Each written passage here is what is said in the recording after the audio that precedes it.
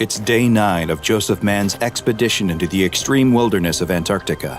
He's been following the tracks of a mysterious creature, a massive, anomalous beast that has been spotted in the snowy wastes. As he follows the tracks, he sees something. It's his own tent, but he had been walking for days after leaving this camp. How was he back here after only a few hours? Time and distance were starting to feel off, like they were stretched out and folded over into knots. Maybe he was confused about the tracks. Maybe he hadn't been chasing after something, but following the tracks of something that had been chasing him. Maybe he was wrong about everything. Hi, I'm Dr. Bob, and this is SCP-2764, also known as the Eldritch Antarctic. SCP-2764 is a massive biological entity, standing over 380 meters tall and estimated to weigh over 150,000 metric tons. It possesses around 80 tentacle-like arms that it uses for movement and simple actions like grasping objects. It also has what looks to be a head with 4 eyes. SCP-2764 possesses a number of anomalous properties, including the ability to communicate telepathically with humans, though the language used changes based on the person who is receiving its messages. Strangely, this communication appears to go one way only, as it has never demonstrated that it understands any attempts to communicate back to it. Its physical state has also been observed to be quite anomalous. Its size does not follow normal Euclidean geometry, with the creature appearing many times larger or smaller than it should, based on the viewer's distance from SCP-2764. There appears to be a critical zone lying roughly 50 kilometers away from the creature that stretches around it in a circle. As you move away from the creature and approach this line, SCP-2764 actually appears to grow larger until the critical zone is passed, at which point it begins to shrink as you move farther and farther away. Its body has a number of other strange properties too. Its tentacle-like arms rapidly translocate around its body at random intervals, jumping around all over its body, creating a twitchy, writhing mass that makes it impossible to count how many tentacles it actually possesses. But perhaps strangest of all is that not only do the creature's arms seem to break the laws of physics by jumping around its body, but so too does the entirety of SCP-2764. It's been observed to spontaneously relocate itself to different places, as if it is flickering in and out of existence.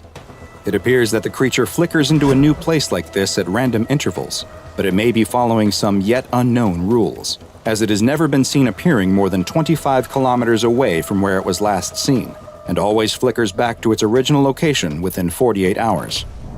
SCP-2764 was first discovered by a civilian team that was conducting detailed surveys of the Antarctic landscape.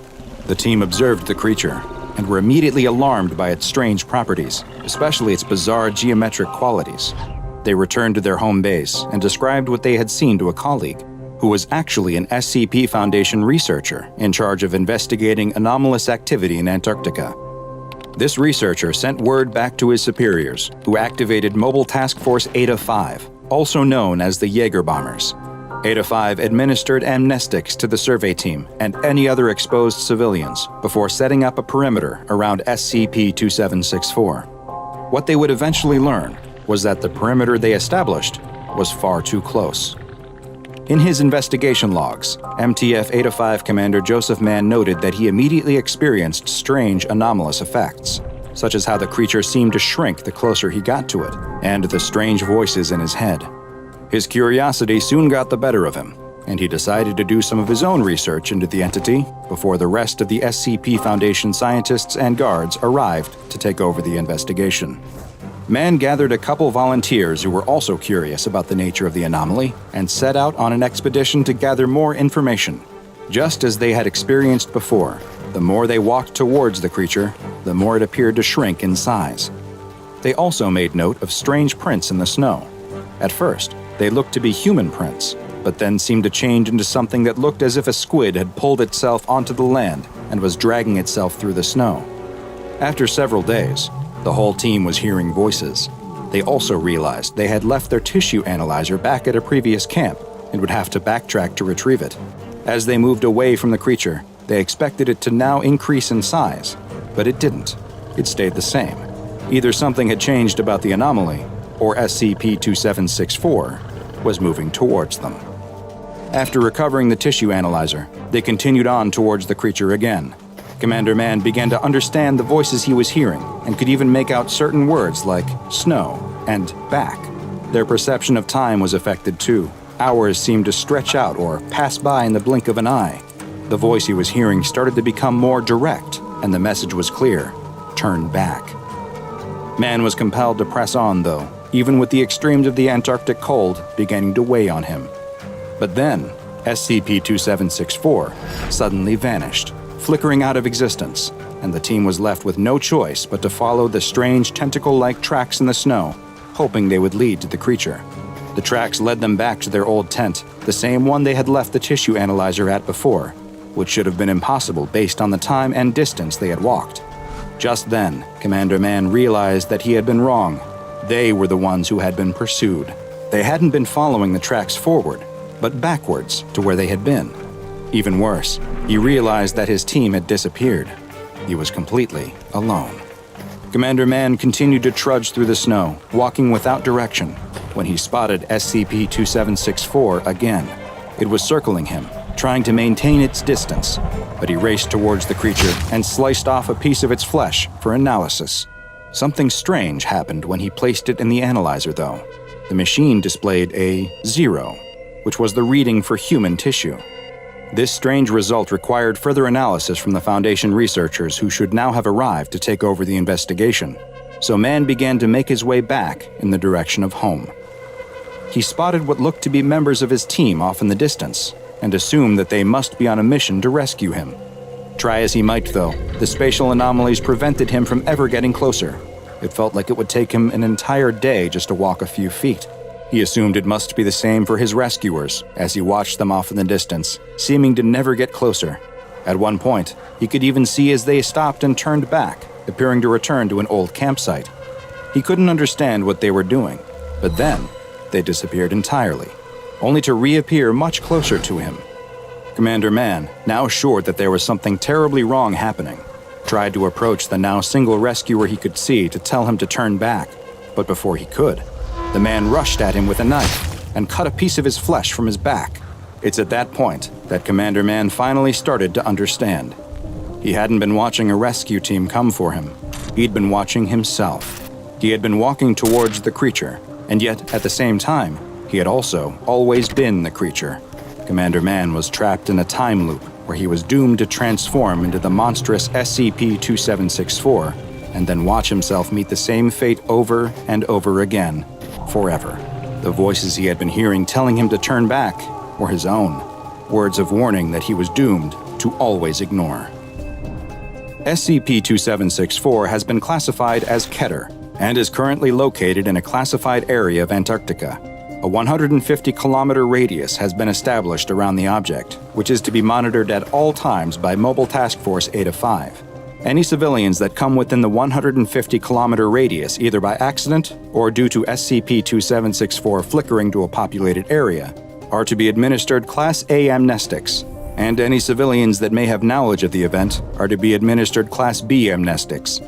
Should any civilian or Foundation employees come within 30 kilometers of SCP-2764, they are to be detained and immediately questioned. Following their psychological examination, and depending on the results of the evaluation, they will either be administered Class A amnestics or terminated.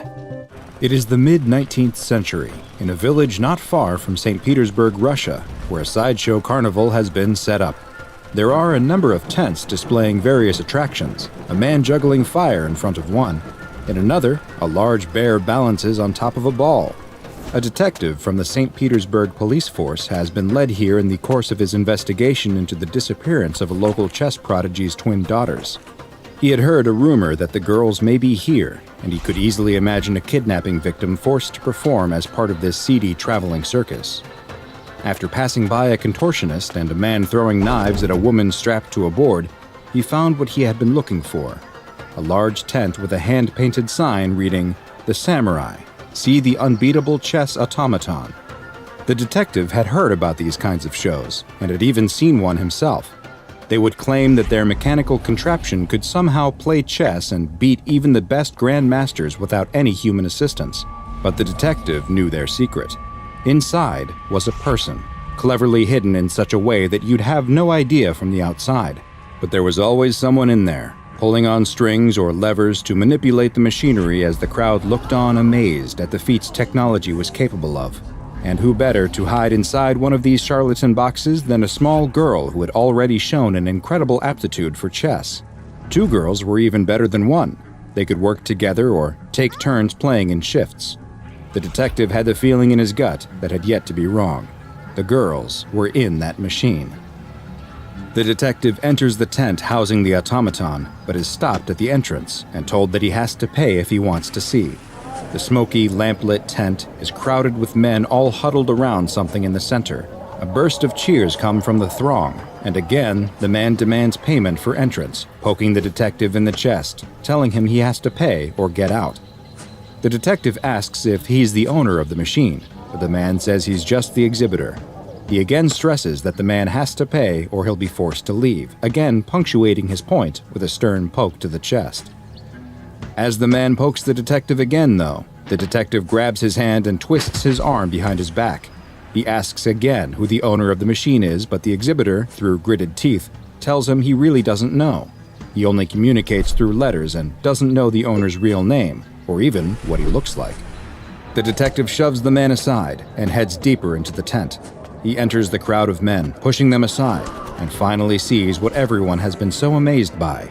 There in the middle of the room is a chessboard on top of a steel table connected to a small steam engine. Sitting next to the table is a stationary suit of samurai armor, and across from that is a Russian man who appears to be deep in thought. He is playing chess, and his game against the samurai does not look to be going well. The detective sees the man make his move, and then, almost instantaneously, a piece moves by itself across the board in response. The man buries his head in his hands. Checkmate. The crowd erupts in cheers as the detective makes his way to the table.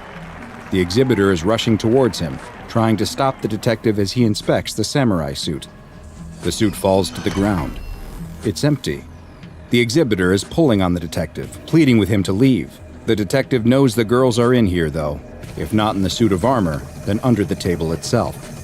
The detective grabs the chessboard and pulls. To his surprise, it comes off easily.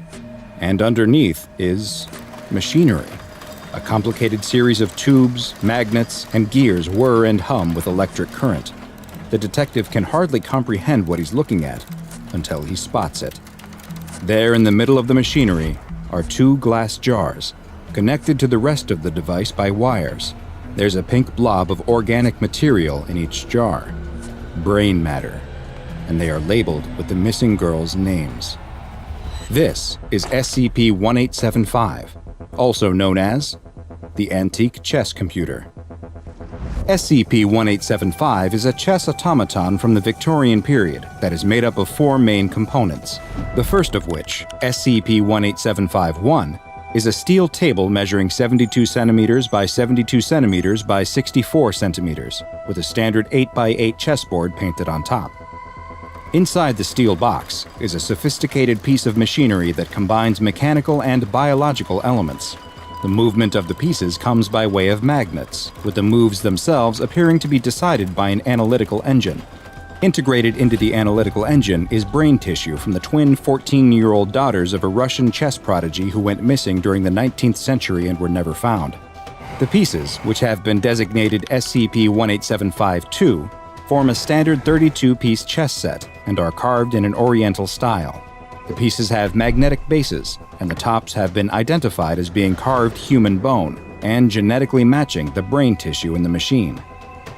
SCP-1875-3 is a small steam engine with variable speeds that is connected to the machine via a drive shaft. SCP-1875-4 is a suit of 18th century Gusoku-style samurai armor. The armor appears to have no actual connection to the machine, mechanical or otherwise, and it now seems as though the armor was merely a prop, though multiple Foundation researchers have reported feeling a sense of unease and anxiety after making eye contact with the suit's mask. SCP-1875 continues to be fully operational and even has adjustable difficulty levels depending on which speed the steam engine is set to.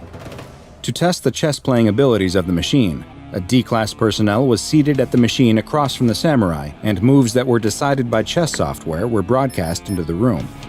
Games were played on each of the machine's 5 settings, and the chess software was used to measure SCP-1875's estimated rating on the ELO system, which is a method used to calculate the relative skill of players, with a higher number being better. At the first setting, the machine exhibited a chess-playing ability that would be rated in the 800 to 1000 range, which would be the equivalent of someone who knew how to move the pieces correctly, but otherwise was laughably bad. The second setting produced a result closer to 1200, which would put it firmly in the novice category. The third setting improved the automaton's ability to anywhere between a 1200 and 2500 rating, which meant that it could perform like an amateur all the way up to a master level. The fourth setting, though, was where the machine became truly incredible and operated above a 2500 ELO rating. At that level, it would play like a chess grandmaster, and sometimes operated at a level higher than any human has ever been recorded. The fifth and final setting was baffling, though. The machine would play erratically, sometimes at a level even higher than that measured on the fourth setting, but then in the next game would make nonsensical decisions or look like it was trying to lose, sometimes even making moves that were illegal. Multiple games were played at this setting, and the amount of illogical moves only increased. The pieces began to move faster and faster, and eventually they began to ram together until several were chipped. The testing was quickly halted after this, and further tests were suspended until a way to test without potentially damaging the pieces was found. Following this bizarre result, something even stranger happened. 5 minutes after the test, an email was received by all members of the SCP-1875 email distribution list. The message, which appeared to come from a research analyst involved with 1875 research, consisted only of a single image, which has been classified as it is suspected of having dangerous memetic properties. Multiple members of staff opened the email, leading them to unintentionally view the attached image, and soon after reported numerous symptoms. They would immediately begin feeling anxiety, followed by a headache and fever. 2 hours after viewing the image, they would begin feeling restless, unable to sleep, and hear auditory hallucinations. After 4 hours, visual hallucinations would begin as well. After 7 hours, while still awake, they'd be exhibiting less and less response to stimuli. After 11 hours, there would be only brief periods of lucidity, during which the afflicted person would appear to recover completely and immediately demand access to the computer on which they originally observed the image. After 12 hours, well, it only gets worse from there. SCP-1875 has been classified as Euclid, and the most important aspect of its containment is that it never comes within transmission range of a wireless data network of any kind. To help ensure this, the anomaly is kept contained within a Faraday cage at all times, and a network security expert is always on site. During testing, the steam engine's speed is only to be placed on one of the first 4 settings, and never the 5th. This rule became necessary following a test at the 5th level, after which a laptop computer was introduced into the Faraday cage to see if new research material would be transferred onto the computer similar to how the memetic image appeared. It seems, though, that the laptop used was somehow infected and spread its virus to the entirety of the site's computer networks. All electronic communications with the facility were strictly forbidden by the O5 Council itself, which shows just how dangerous this could be. No electronic communications of any kind would be allowed until it can be determined just how SCP-1875 is transmitting its extremely dangerous memetic image, and how it can be prevented. In the future, should any staff come to unintentionally view or open an email that contains shachmate.exe, they are to immediately...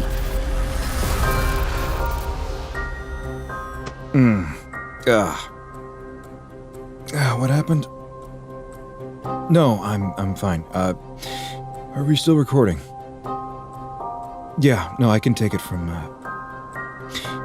Now go and watch another entry from the files of Dr. Bob, and make sure you subscribe and turn on notifications so you don't miss a single anomaly as we delve further and further into the SCP Foundation's classified archives. I think, I'm going to go lie down. Candace Hayes, we have thy confession. A witch as brazen as you shall be burned at the stake." The crowd gathered in the small room bursts into a cheer as the judge hands down the sentence. The accused woman doesn't react, though. She looks neither scared nor afraid, but simply resigned to her fate. No time is to be wasted in carrying out the punishment that the judge has decreed. A pair of constables grab the woman by the arms and take her away. A mob follows along as the woman is led through the town, taunting and jeering, calling her a witch, a wife of Satan, and worse names. She doesn't seem affected by them, though. In fact, she looks as if she can't even see them. Her attention is focused solely on one mysterious woman who walks along with the crowd, and yet somehow seems disconnected, as if she isn't truly there either. The two women maintain eye contact as the constables keep pushing the condemned woman along. They lead the woman outside of town to a tall hill. The ropes binding the woman's hands are cut, and she has just a moment to rub her sore wrists before she is forced to the ground and lashed to a piece of wood as another group tosses the last logs onto a nearby pile. Once she is securely tied down, the constables step away, but then another man wearing a hood approaches. He carries a large club and without hesitation begins beating her legs. The woman's composure finally breaks, and she cries in pain from the cracking of her bones. The crowd only cheers louder at the screams from the witch. The beating has left the woman's legs mangled, but this is far from over. The woman, still strapped to the wood, is placed on the pyre, where she hangs like a scarecrow above the combustible material. The judge steps forward out of the screaming mob, carrying a torch. He loudly exclaims that for her crimes, she will be burned until dead. But the judge doesn't step forward. He instead announces that another will have the honor of lighting the flame. Another man steps out of the crowd and takes the torch from the judge. He walks towards the pyre and looks up at the woman. She is exhausted from the beating, but she lifts her head. She doesn't look at the man with the torch, though. She's looking past him, locking eyes with the mysterious woman who walked along with the crowd. The man looks angry, slighted that she won't even meet his eyes in this final moment, and without another moment's hesitation, he tosses the torch onto the pyre. The wood lights instantly, the tinder combusting and turning into a huge roaring fire. The crowd also erupts into even louder cries of celebration as the woman screams from inside the blaze. The man watches as the woman is lost behind the fire and the smoke, and eventually, her cries too are hidden behind the crackles and pops of the flames. He doesn't move until the fire has nearly burned itself out. Most of the crowd has left at this point, having gone back to their homes, content with the role they played in doing the Lord's work. As the constables pull a charred torso down from the wood and unceremoniously toss it over a steep side of the hill, the man finally turns and starts to walk away, a tear rolling down his cheek. The judge approaches and places a hand on the man's shoulder. "There, there," the judge says, attempting to comfort the man. "You'll find a new wife soon enough." Hundreds of people were accused of witchcraft in colonial America, and while it is likely that many were falsely accused, there is reason to believe that some were under the influence of, or were themselves, what we now describe as anomalies. And SCP-3998 is just such an example, better known as the Wicker Witch Lives. SCP-3998 is a human cadaver which dates from the late 17th century that is covered in fourth-degree burns and is missing its legs. There is also evidence of extensive blunt force trauma, but it is not known if the beating or the burning was the ultimate cause of death. At some point, the remains were collected and fastened into a scarecrow that is held together with wicker, nails, and wire. While a scarecrow fashioned from a cadaver is rather unconventional, what brought SCP-3998 to the SCP Foundation's attention were its other anomalous attributes. It constantly secretes a flammable liquid from its bones that primarily consists of ethanol and human fat, and every night between 11 p.m. and 4 a.m., the corpse ignites. This fire doesn't cause any damage to the corpse, though, and it is unknown how it produces the flammable liquid or ignites. 3998 does not keep its flames to itself, though. It appears that the SCP targets those who have either killed or physically abused a romantic partner, causing them to catch fire as large quantities of boiling ethanol appear in their stomach. Their midsection will eventually melt and then explode, leading to amputation of the lower half of their body. The fire burns both incredibly hot and unnaturally fast, and is unable to be put out until SCP-3998 is extinguished. A number of historical documents related to the case have been discovered and made available to Foundation researchers that shed light on SCP-3998, including excerpts from a 17th century diary belonging to a woman who lived near where the cadaver was discovered. In the entries, the woman describes attending the wedding of her neighbors, Aidan and Candace Hayes, though Candace did not seem especially happy with the arrangement. Candace is characterized as someone who likes to keep to herself and who does not conform to the era's idea of a good wife. As a result, it appears that she became the victim of abuse at the hand of her husband. The diarist hypothesizes that Candace has brought this fate upon herself due to her behavior, which may stem from her being under the hold of the devil. In other words, the neighbor believes that Candace is a witch. Others must have had the same suspicion, because we also have records of Candace's interview with a Judge William Stoughton, who questioned her about the accusations of consorting with evil spirits. Candace readily admitted to this, though she disagreed that it was in any way evil. She told the judge that the rituals and magics she practiced were not inherently good or bad, and that anyone was capable of using the same tools. She went on to explain that she hated her husband, that she had been forced to marry him, and that he had been nothing but cruel and violent towards her. Candace also mentioned a name, Clovis, that the judge assumed to be the demon that she had made her cursed pact with. Candace appeared to offer no defense or excuses for her actions, and the judge sentenced her to die by burning at the stake, with her husband, Aidan, being the one to light the fire. The story of this witch trial was typical of the time, and that likely would have been the end of what we know about SCP-3998. But another historical document was located that has truly given a new perspective to this anomaly. A sealed letter found in the cellar of a home that is addressed to Candace, though it appears to have been written after her death. The letter is from her secret lover and describes how they collected Candace's burnt bones from the bottom of the hill before binding them together with wicker and wire. The letter then describes how Candace's husband has recently restocked his own home with gin, which is well known to be extremely flammable. The letter ends with an affirmation of the writer's eternal love for Candace and is signed, Clovis. But perhaps the best information we have about the origin of SCP-3998 comes from an obscure local tale that was passed down orally for years and eventually documented on an urban legend website. The legend tells of a woman who promised her soul to a she-devil who taught her magic, but also offered companionship. When her husband found out, he contacted the local authorities and had the woman arrested. She was tried, her legs were broken, and she was hung up like a scarecrow before being burned alive. Her body was dumped off the side of a mountain, but the she-devil collected her bones and gave her life again. The need for revenge burned in the woman's heart, so in the middle of the night, she doused herself in her husband's gin, set herself on fire once more, and fell upon him as he slept, burning him alive so he could suffer the way that she did. SCP-3998 is currently held in a secure holding locker in Site-34 that is fireproofed and vacuum sealed to prevent it from igniting.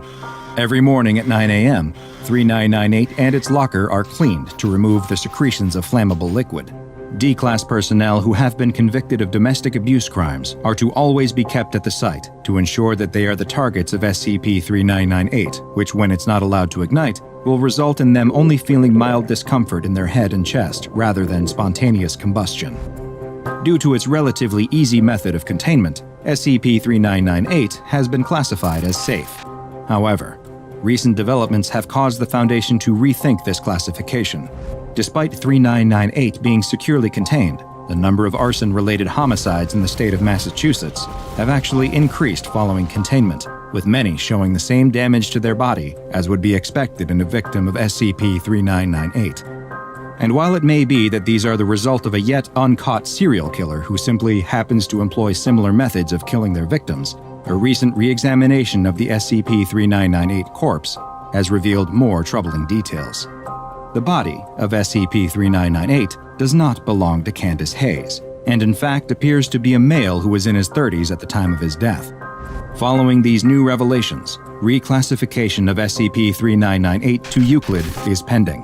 Whether SCP-3998 is the body of Candace's husband Aidan, forced to endure an eternal punishment of burning again each and every night, or if it's some other unfortunate victim of a violent and painful death, is unknown. as is the ultimate fate of Candace and Clovis. But with the deaths that would appear to be attributable to SCP-3998 showing no signs of stopping despite containment, it can only be assumed that the Wicker Witch lives. It's late on a Saturday night in New York City, 11:55 p.m. to be exact. A man is running towards the subway station on 59th Street.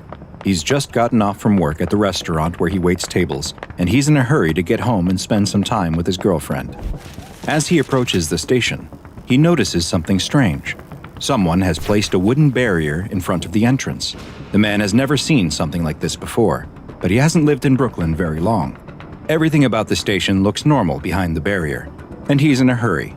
He doesn't want to have to go several blocks to the next station, so he hops the barrier. What's the worst that could happen? As the man walks onto the train platform, he starts to second-guess his decision. The platform is empty. And come to think of it, he hasn't seen anyone in the station at all. Maybe he did make a mistake. Maybe the station really is closed for repairs. He turns around to leave, but just as he does, he hears a train. Good. Everything is normal. He checks his watch. 11:57 p.m. on the dot. The train comes to a stop, and its doors slide open. It looks a little older than the trains he usually rides, but it appears to be in perfect shape, and it's going the direction of his home. So he steps on board. Just like the station and the platform, there's no one else on the train. Strange, but he's ridden nearly empty trains before, especially late at night, though usually at this time on a Saturday there's at least a few people on board. Just then, he hears something in the station. He turns to see someone running down the platform crying out. "Stop! Stop!" the man in the Mass Transit Authority vest cries, dropping what looks to be his dinner on the platform as he runs. While the MTA worker is still several feet away, the doors snap shut and the train begins to move. The MTA worker cries out again to stop, but he knows there's no point.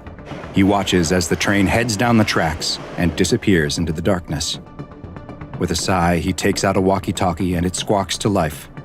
"We've lost another one," he says. "Hi, I'm Dr. Bob, and this is SCP-052. Also known as the time-traveling train. SCP-052 appears to be a standard-looking Type R4 New York City subway train. Official city records state that the train was built in 1932 and decommissioned for scrap in 1975. Despite the fact that it should no longer exist, SCP-052 continues to appear on the Uptown AD track at the 59th Street and 8th Avenue station at exactly 11:57 p.m. every Saturday night. The train appears to be in perfect condition, just the same as when it was built over 80 years ago, and it is marked as an A train. Each Saturday, the train arrives at exactly the same time, opens its doors to accept or discharge passengers for precisely 5 minutes, then closes its doors and disappears until the next week. Where did the train come from? And where does it go in between the weekly appearances? These are questions the SCP Foundation is trying to answer. But perhaps the most frightening aspect of SCP-052 is that once you get on the train, there's no guarantee of ever getting off. Sadly, the majority of subjects that have been observed boarding SCP-052 have not been heard from again. The rare few that have been recovered claim to have boarded the train on various dates, ranging from 1976 all the way to the year 2204, with the latter claiming he thought he was boarding a special 300th anniversary train. Thus far, none of the recovered passengers have reported any memories or knowledge of their time on board the train between entering and exiting. Any passengers spotted disembarking from SCP-052 are to be immediately brought to Site 21 for questioning to determine their origin and assess whether they pose any threat to the current time stream. The Foundation has had great success administering Class A amnestics to passengers who arrived from the past and reintegrating them into society. But any passenger who is identified as being from the future must be held indefinitely to prevent potential disruptions to this reality's time stream, per Order 69-A1 from O5 Council Member 05-9.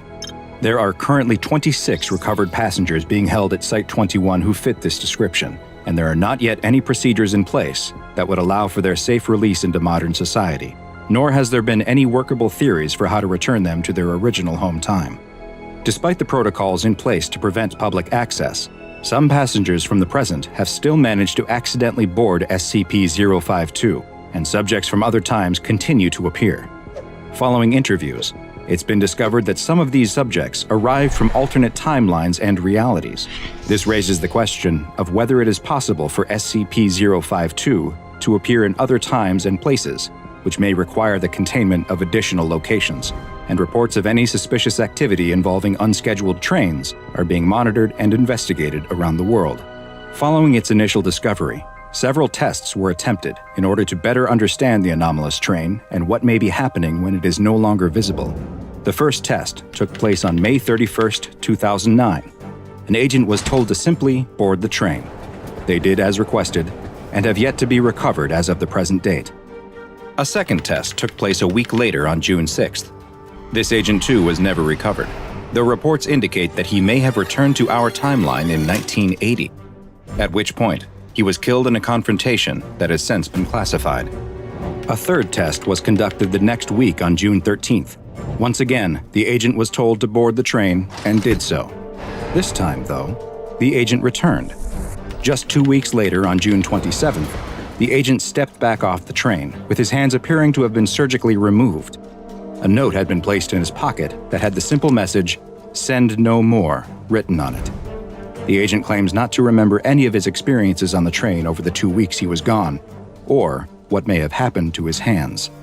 Following this third test, O5 Command issued orders stopping the use of Foundation agents as passengers on SCP-052.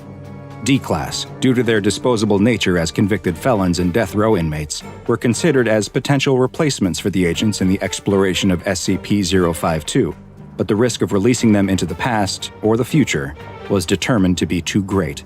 Other than the agent who knowingly boarded the train, several other notable passengers have been recovered. One case involved the recovery of a woman who entered the train on July 14, 2012, but was recovered 4 years earlier, on March 8, 2008. She entered the train while on her way home from the theater, and was surprised to learn she traveled 4 years into the past. Because another version of her existed at the time she was recovered, she was held to prevent unwanted temporal effects.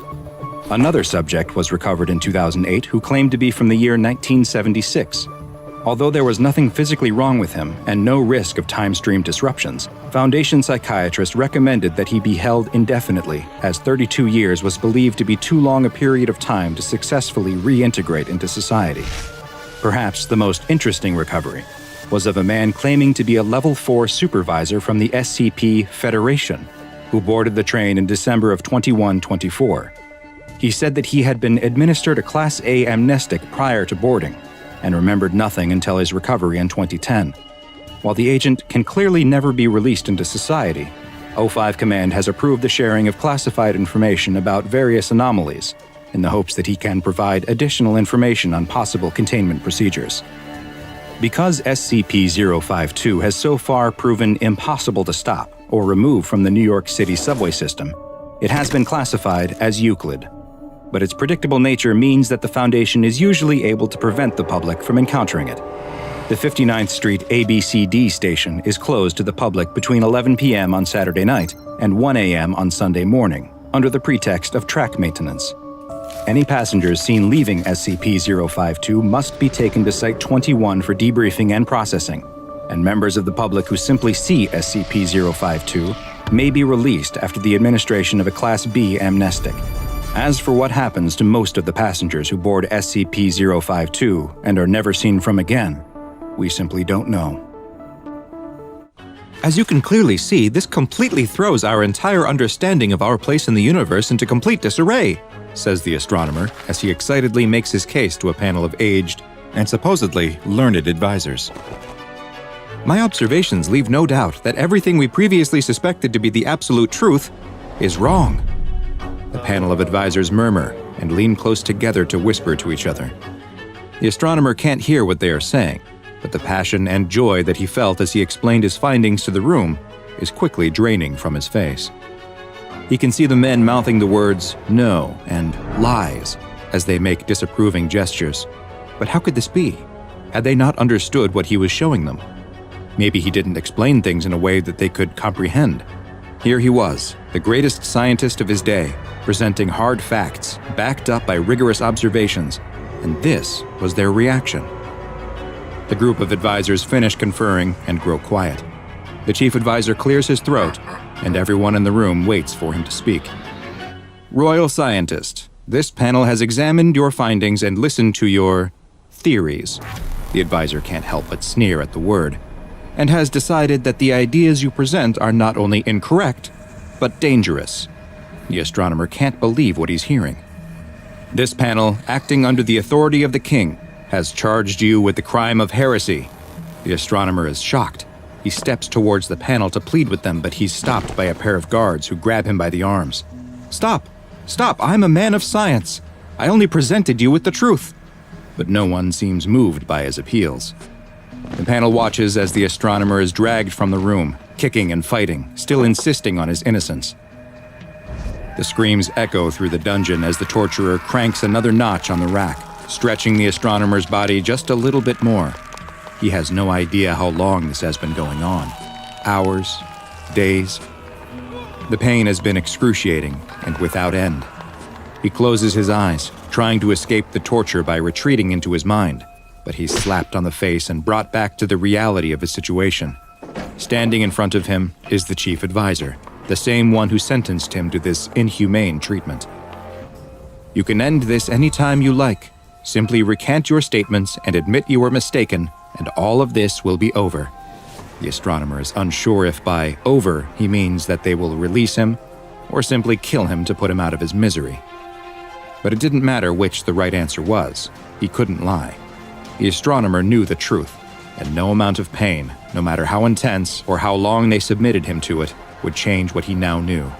Disappointed with the astronomer's steadfastness, the advisor signals to the torturer, who cranks the rack again, stretching the astronomer's body to the point where he feels like his bones might pop out of their sockets. "Recant!" the advisor screams, repeating the word over and over, growing louder as the astronomer's own cries increase from the pain caused by the torturer cranking the rack more and more. The astronomer closes his eyes again. He's certain this will be the end of him soon, and that he will die with the great secret he's learned without getting the chance to share it with the world. But suddenly, the astronomer notices that the room has gone quiet. The advisor is no longer yelling, and the torturer has stopped operating the machine. The astronomer opens his eyes to see the advisor and the torturer both in a deep bow. His gaze continues up and he sees the king himself standing in front of him. The king stares at the astronomer for what feels like an eternity before simply asking, "Is it true?" The astronomer, limbs still stretched on the rack, manages a nod, and with his remaining strength whispers, "It's true." The king motions with his hand to the torturer, who stands up and begins releasing the astronomer from his constraints. The advisor protests, "But my lord, this man—" But he's cut off by the king with a stern look and retreats back into his deep bow. "Show me," the king says as the astronomer stands, rubbing his sore shoulders where the tendons and muscles were stretched far beyond their natural limits. The astronomer opens the door to his laboratory and gestures for the king to enter. The room is a mess of papers and scientific equipment, a reflection of the busy and scattered mind of the man who works here. The king is immediately drawn to a table with a large scroll. He spreads it across the table and examines it, but his face betrays no hint of what he is thinking. "Is this what you showed my advisors?" The astronomer nods yes. "Would you like to see for yourself?" The astronomer motions to the window, where a brass tube is attached to a tripod. The king approaches the device, but doesn't know how it works. The astronomer demonstrates by looking through the eyepiece. He moves it slightly, making small adjustments to make sure it is just right for the king. "There, now look." The king bends over to peer through the telescope, and a look of shock comes over his face. What he sees is the most incredible thing he has ever witnessed. There, far above up in the sky, unable to be seen by the naked eye, is a man, and he is staring back at him. The planet that this played out on was not Earth, but a bizarre place that is one of the strangest anomalies in the entire SCP Foundation archive. This is SCP-007, also known as Abdominal Planet. SCP-007 is a spherical object located in the abdomen of a young man, or rather in the space where his abdomen should be, since most of the muscle, skin, and organs that should be present simply are not. The subject, a Caucasian male in his mid-20s of average height and build, does not appear affected by the large missing portion of his body, and has not reported experiencing pain or discomfort of any kind. In the space where his abdominal muscles and organs should be is a small globe composed of soil and water. This sphere, which measures roughly 60 centimeters in diameter, resembles the planet Earth, though the arrangement of the continents does not match any known configuration from our own planet's history. The tiny planet has its own weather patterns, and even a small, but still detectable, gravitational pull. Perhaps the most fascinating aspect of SCP-007 is that it appears to be inhabited. Microscopic organisms that would correspond to roughly the scale of human beings on Earth have been observed on the surface of the planet. So far, 2 distinct intelligent species have been identified, both of whom seem to possess a technological level similar to the 15th century on Earth. It is unknown if the inhabitants of the abdominal planet are aware of the world outside of their planet, and communication attempts with the planet's occupants have been placed on hold by senior Foundation officials, pending further study into what effect an exchange may have on them or us. The human subject within which SCP-007 is located provided the Foundation with a name that he claims to be his, but no records of such a person existing have yet to be located. Upon being questioned about the lack of records, he willfully offered both a social security and driver's license number, but when they were checked against current records, neither had yet to be assigned by the US government. And the mysteries surrounding this man don't stop there. The subject has not shown the need for either food or water, and it is unknown what energy source his body continues to operate on without nutrition. He is capable of both eating and drinking, though, despite the large missing section of his stomach, but it is still not known what happens to the substances after he swallows them.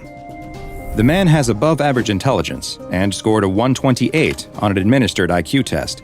He also generally appears friendly and amiable, and expresses only a passing curiosity about the planet located within his abdomen and how it came to be there.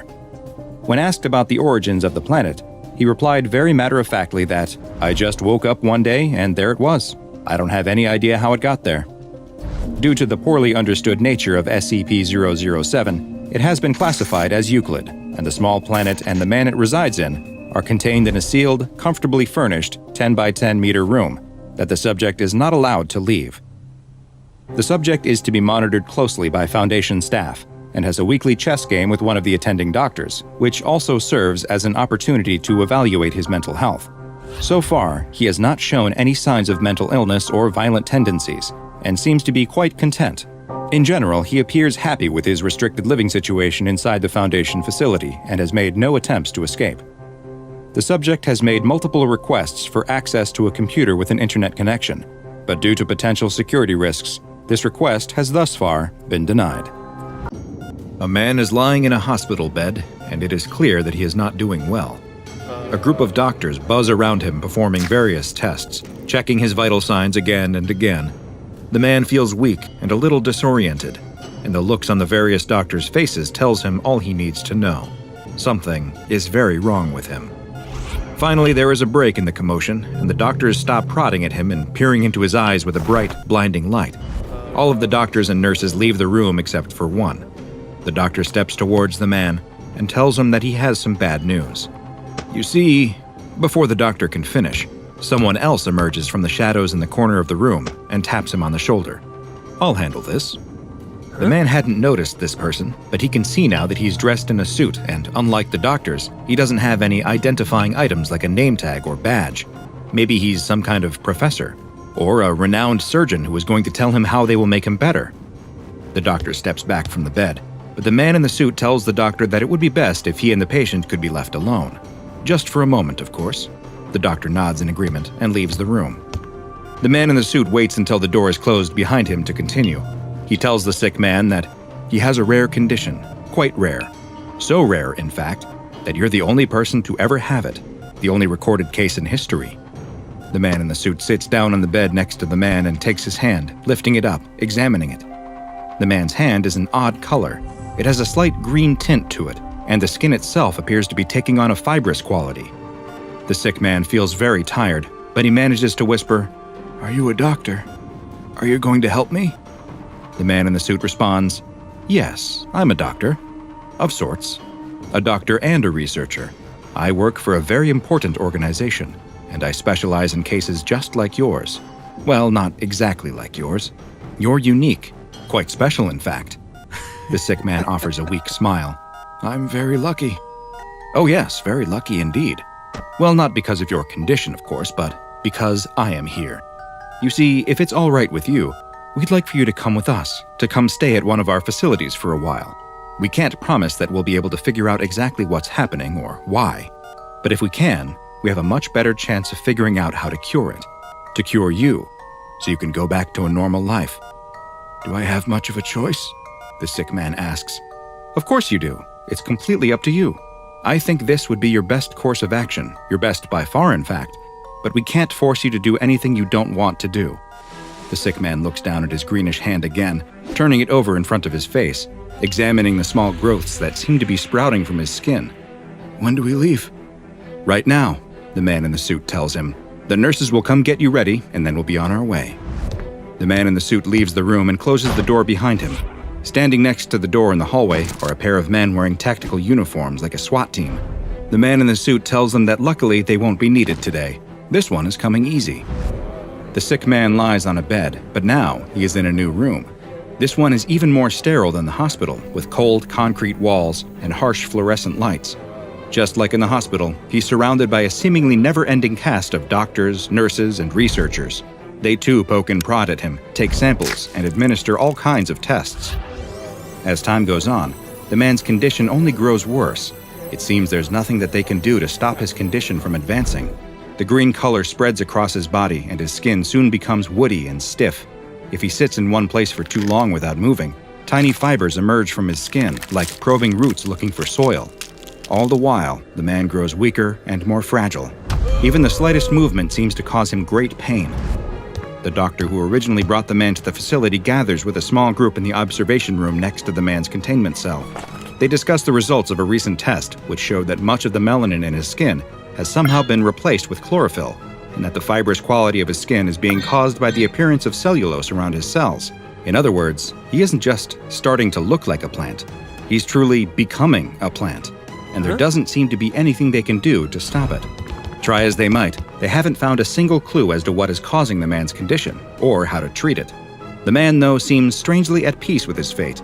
He's told that they're going to allow him to live, whether that be as a man or as a plant in containment, for as long as he can stay alive, and that he will be well taken care of to make the whole process as comfortable for him as possible. Even though they failed to find a cure for his anomalous disease, they will do everything in their power to make sure he doesn't suffer. A tragic yet familiar tale for the SCP Foundation. A normal person is subjected to an abnormal situation that completely changes their life, and not for the better. At least in this situation, the Foundation appears to have shown a rare glimpse of their own humanity, opting to make this safe class anomaly's existence as painless as possible, rather than force it to endure a lifetime of painful tests and studies. Or at least that's what you've been led to believe. Unfortunately, everything you've just seen about SCP-1500 is a lie. Those with Level 3 clearance, though, can learn the truth, which is that SCP-1500 is actually an extremely dangerous anomaly, whose true identity must be hidden from even the majority of the Foundation, for reasons you'll soon learn.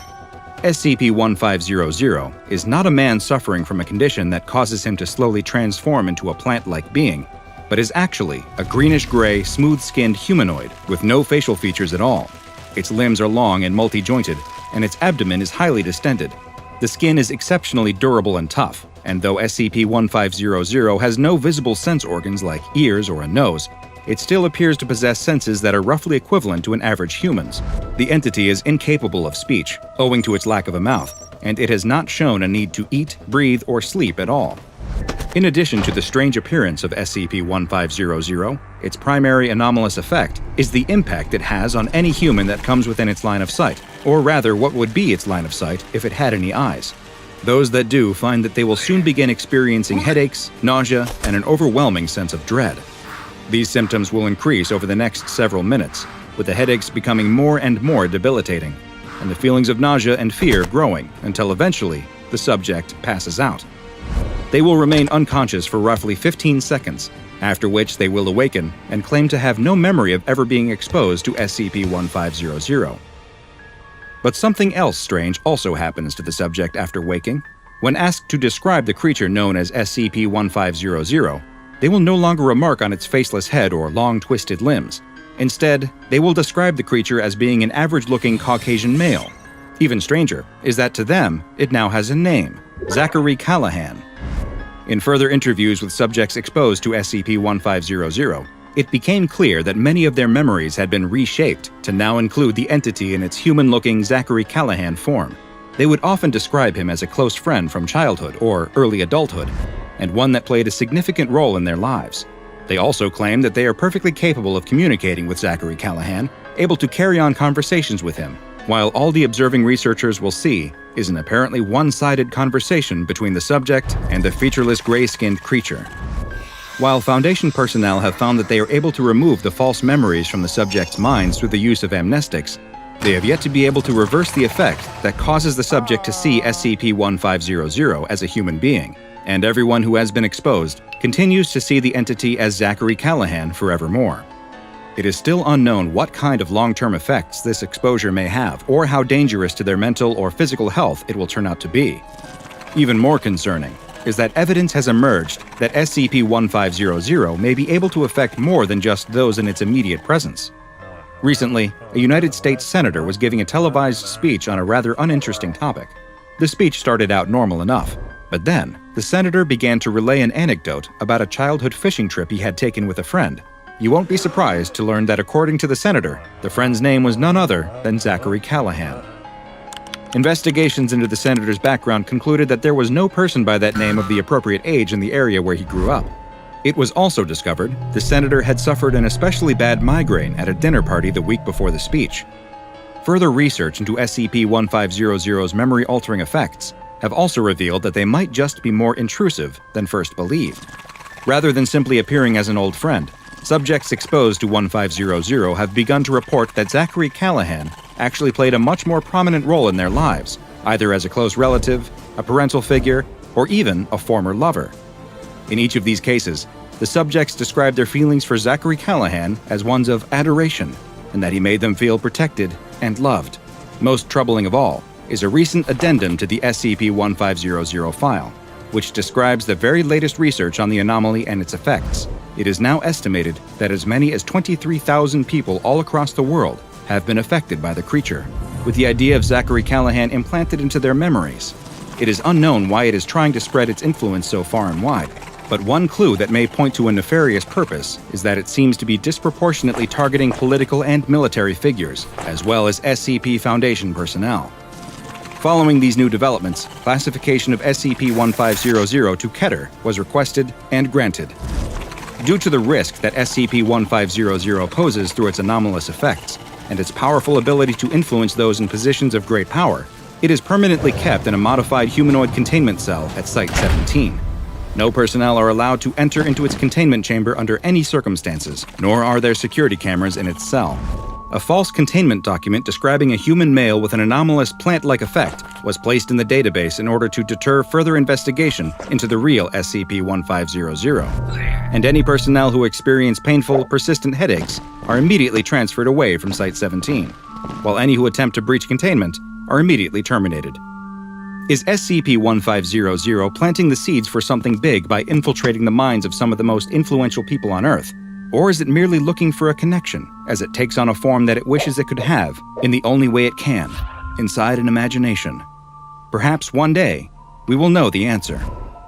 Now go and watch another entry from the files of Dr. Bob, like SCP-1500, the story of me and my best friend Zach, and the time we rode motorcycles across Southeast Asia.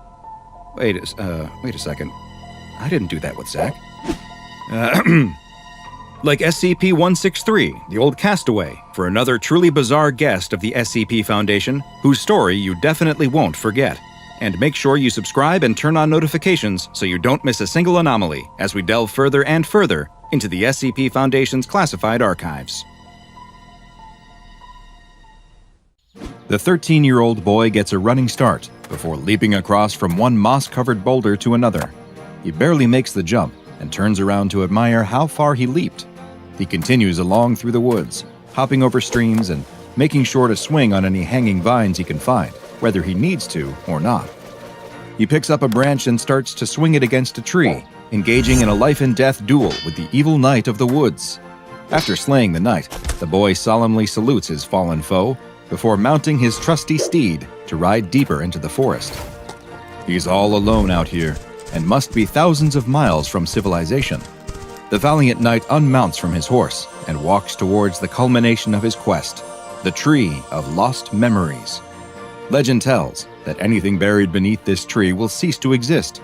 All memories of anything associated with the object buried will disappear from the minds of anyone involved, and no one will ever bring them up again or wonder where the memories went. The knight takes a letter sealed with wax from where he was keeping it safely inside of his armor and kneels in front of the tree. He brushes the leaves and dirt away from a spot near the base of the tree and digs a small hole with his hands before placing the letter inside the hole. The boy looks down at the letter, satisfied with his work. He starts covering the letter inside the hole with dirt when he suddenly stands up. Was that a noise? He listens again. It's not just a noise, it's a voice. The knight unsheathes his sword and starts making his way in the direction he can hear the sounds coming from. He follows a game trail through the woods towards the noise. There's no doubt, it's definitely a voice, and he can make it out clearly now. The wheel of history turns, and ages come and pass, leaving memories that become legend. The knight rounds a corner, and the woods open up into a clearing. In the middle of the grassy open area is a stone archway unconnected to any walls. When looking through the archway, though, one doesn't simply see the other side of the clearing. No, inside the archway is a beautiful white alabaster castle perched on rock overlooking the sea, its red-roofed turrets jutting high up into the clouds. And standing next to the archway that seems to lead to another land is an old man dressed in a long flowing robe, a wizard's robe. The boy steps out of the woods into the clearing. What is this old man doing out here? And what's going on with this archway? It really does look like it is showing something it shouldn't be able to. Legends fade to myth, and even myth is long forgotten when the age that gave it birth comes again. Are you talking to me? The boy asks. Venture forth and face your true calling, the wizard responds. You are the one that has been prophesied, but have you what it takes to enter this land of adventure? The boy looks around. There's no one else here. This old man must be speaking to him, right? The boy tosses his stick to the ground and steps closer to the old man in the archway. He can see now that the surface of the archway appears to be shimmering, as if it were a vertical surface of water. Only the truest of hearts may enter the magical archway, but for the fair and brave, a great quest awaits. A quest? For me? The boy asks, but again, the old man doesn't respond. He doesn't seem to be looking at him either. Is this wise old man in the woods blind? The boy gets much closer now, close enough to wave his hand in front of the old man's face, but there's no reaction. He really must be blind. The boy looks back at the portal in the archway. He can see the waves breaking on the rocks and birds flying in the sky. He can even make out, up in one of the highest windows on the tallest tower, what looks to be a girl. She's waving her ribbon in the air. She's beckoning him. She needs the brave knight to come save her. Pursue your destiny and become the hero you were always meant to be. The boy is entranced by the beauty of this land, the castle, the clouds drifting between the white towers, the perfectly blue sea, and the beautiful princess locked in her tower, waiting for him. The boy reaches his hand through the surface of the archway, and it passes through as if nothing were there. But on the other side, it turns into the gauntleted hand of a knight. He pulls his hand back out, and it looks like his own hand once again.